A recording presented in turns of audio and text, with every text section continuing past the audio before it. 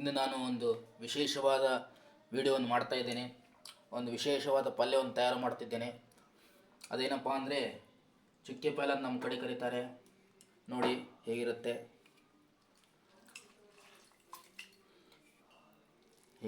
ಚುಕ್ಕೆ ಪಲ್ಯ ಅಂತ ಮಾಡ್ತಾರೆ. ಅದಕ್ಕೆ ಹುಣಸಿಗೆ ಪಲ್ಯ, ಚುಕ್ಕೆ ಪಲ್ಯ ಅಂತ ಕರೀತಾರೆ. ಈ ಪಲ್ಯವನ್ನು ನಾನು ಭಾಳ ಸಿಂಪಲ್ಲಾಗಿ ಮಾಡ್ತಾ ಇದ್ದೀನಿ. ಭಾಳ ರುಚಿಯಾಗಿರುತ್ತೆ. ಇದಕ್ಕೆ ಏನೇನು ಪದಾರ್ಥಗಳು ಬೇಕಾಗುತ್ತೆ ಅಂತ ಈಗ ಹೇಳ್ತೇನೆ. ಎಲ್ಲ ನೋಟ್ ಮಾಡಿ ಇಟ್ಕೊಳ್ಳಿ. ನೋಡಿ, ಇದಕ್ಕೆ ಉಪ್ಪು, ಖಾರದ ಪುಡಿ ಅಂದರೆ ಮಿರ್ಚಿ ಪೌಡರ್ ಇದು ಬೇಕಾಗುತ್ತೆ, ಮತ್ತು ಮೆಂತ್ಯದ ಪುಡಿ ಇದು ಕೂಡ ಬೇಕಾಗುತ್ತೆ, ಮತ್ತು ಎಣ್ಣೆ, ರಿಫೈನ್ಡ್ ಆಯಿಲ್, ಮತ್ತು ಅರಿಶಿಣ, ಆಮೇಲೆ ಜೀರಿಗೆ, ಸಾಸಿವೆ ಮತ್ತು ಉಪ್ಪು, ಇಂಗು ಇಷ್ಟೆಲ್ಲ ಬೇಕಾಗುತ್ತೆ. ಈಗ ಮಾಡೋ ವಿಧಾನವನ್ನು ತಿಳಿಸ್ಕೊಡ್ತೇನೆ. ಮೊದಲಿಗೆ ಒಗ್ಗರಣೆ ಹಾಕ್ಕೊಳ್ಬೇಕು. ಗ್ಯಾಸ್ ಒಲೆಯನ್ನು ಹಚ್ತೀನಿ.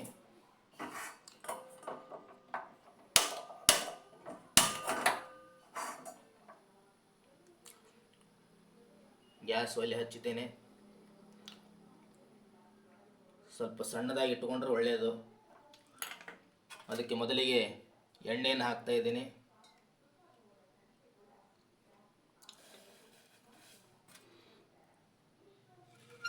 ಎಣ್ಣೆ ಹಾಕಿದೆ. ಅದಕ್ಕೆ ಮೊದಲಿಗೆ ಜೀರಿಗೆ, ಕಾಲು ಜೀರಿಗೆ ಮತ್ತು ಇಂಗು, ಸಾಸಿವೆ ಮತ್ತು ಅರಿಶಿಣ ಪುಡಿ,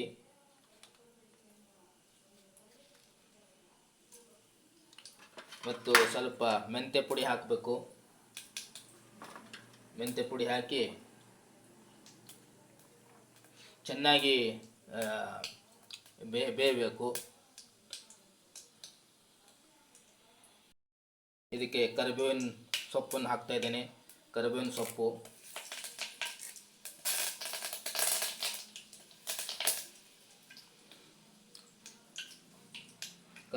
ಹಾಕ್ತಾ ಇದ್ದೇನೆ.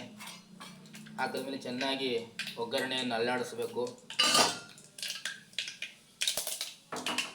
ಒಗ್ಗರಣೆ ಆಗ್ತಾ ಇದೆ.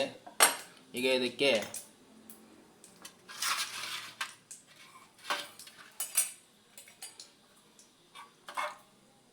ಒಗ್ಗರಣೆ ಆಗಿದೆ. ಇದಕ್ಕೆ ಈಗ ಈ ಪಲ್ಯವನ್ನು ಹಾಕ್ತಾ ಇದ್ದೇನೆ.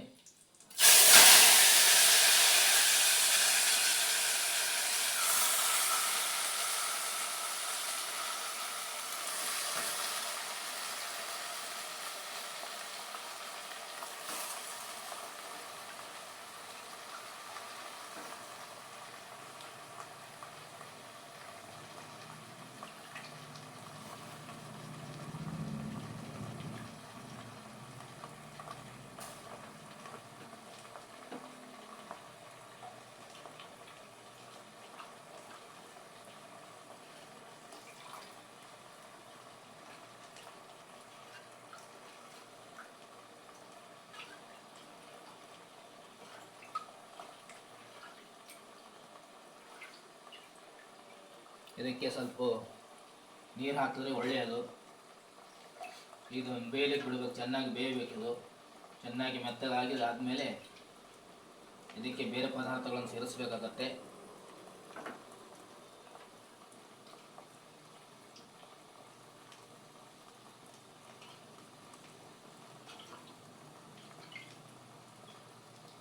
ಸಂಪೂರ್ಣವಾಗಿ ಹಾಕ್ತಾ ಇದ್ದೇನೆ. ಈ ಎಲೆ ಪಲ್ಯ ಚೆನ್ನಾಗಿ ಬೇಯಬೇಕಾಗಿದೆ. ಮೇಲೆ ಒಂದು ಸ್ವಲ್ಪ ಮುಚ್ಚಿಡಬೇಕು. ಮುಚ್ಚಿಟ್ಬಿಟ್ರೆ ಚೆನ್ನಾಗಿ ಬೇಯುತ್ತೆ. ಇದಕ್ಕೆ ಸ್ವಲ್ಪ ನೀರು ಹಾಕ್ತಾ ಇದ್ದೇನೆ. ಬೇಯಲಿಕ್ಕೆ ಸ್ವಲ್ಪ ನೀರು ಹಾಕಿ ಚೆನ್ನಾಗಿ ಮುಚ್ಚಬೇಕು. ಇದನ್ನು ಮುಚ್ಚಿಬಿಟ್ಟು ಒಂದು 5 ನಿಮಿಷ ಚೆನ್ನಾಗಿ ಬಿಟ್ಟರೆ ಬೇಯುತ್ತೆ.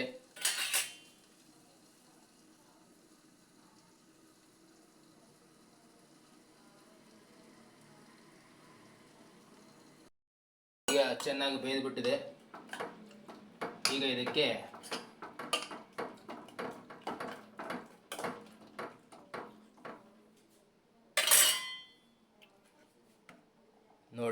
ಚೆನ್ನಾಗಿ ಬೇಯ್ದುಬಿಟ್ಟಿದೆ. ಇದಕ್ಕೆ ಈಗ ಕಡಲೆ ಹಿಟ್ಟು ಹಾಕ್ತಾ ಇದ್ದೀನಿ. ಕಡಲೆ ಪೌಡ್ರ್ ಅಂತಲ್ಲ, ಕಡಲೆ ಹಿಟ್ಟು ಹಾಕ್ತಾ ಇದ್ದೀನಿ. ಒಂದು 2 ಚಮಚ ಕಡಲೆ ಹಿಟ್ಟು ಹಾಕ್ತಾ ಇದ್ದೀನಿ. ಆಮೇಲೆ ಸ್ವಲ್ಪ ಮಿರ್ಚಿ ಪೌಡರ್, ಖಾರದ ಪುಡಿ 1-2 ಚಮಚ, 1-2 ಸ್ಪೂನ್ ಹಾಕ್ತಾ ಇದ್ದೀನಿ. ಮತ್ತು ರುಚಿಗೆ ತಕ್ಕಷ್ಟು ಉಪ್ಪು.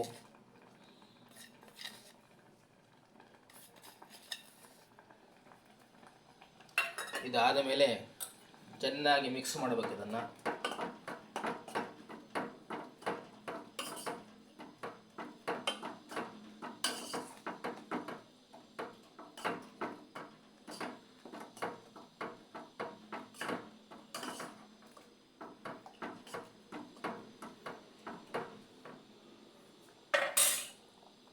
ನೋಡಿ, ಈಗ ಚೆನ್ನಾಗಿ ಬೇಯ್ದಿದೆ, ಎಲ್ಲ ಬೆಂದುಬಿಟ್ಟಿದೆ.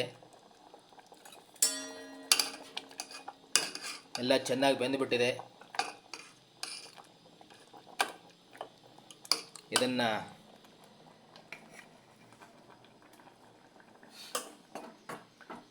ಇದು ಬೆಂದ ಮೇಲೆ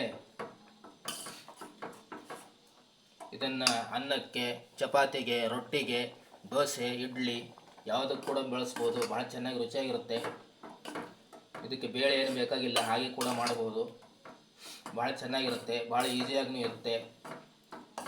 ಯಾರು ಬೇಕಾದರೂ ಸುಲಭವಾಗಿ ಅಡುಗೆ ಬರಲಾರ್ದರೂ ಕೂಡ ಭಾಳ ಬೇಗ ಮಾಡ್ಕೋಬೋದು. ಭಾಳ ಸುಲಭವಾಗಿ ಬೇಯುತ್ತೆ ಪಲ್ಯ, ಈ ತರಕಾರಿ.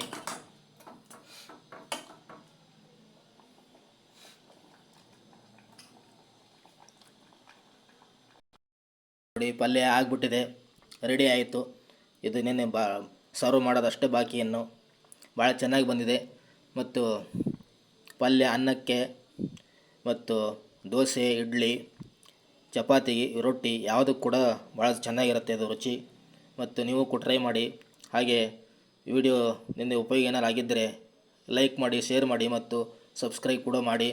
ಮುಂದಿನ ಯಾವುದು ವಿಶೇಷವಾದ ವಿಡಿಯೋಗಳನ್ನ ಹಾಕ್ತಾ ಇರ್ತೇನೆ.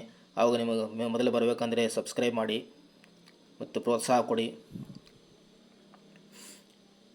ಹೀಗೆ ನಿಮ್ಮ ವಿಶ್ವಾಸ ನನ್ನ ಮೇಲೆ ಇರಲಿ ಅಂತ ಹೇಳ್ತಾ ಇಲ್ಲಿಗೆ ವಿಡಿಯೋವನ್ನು ಮುಗಿಸ್ತಾ ಇದ್ದೀನಿ.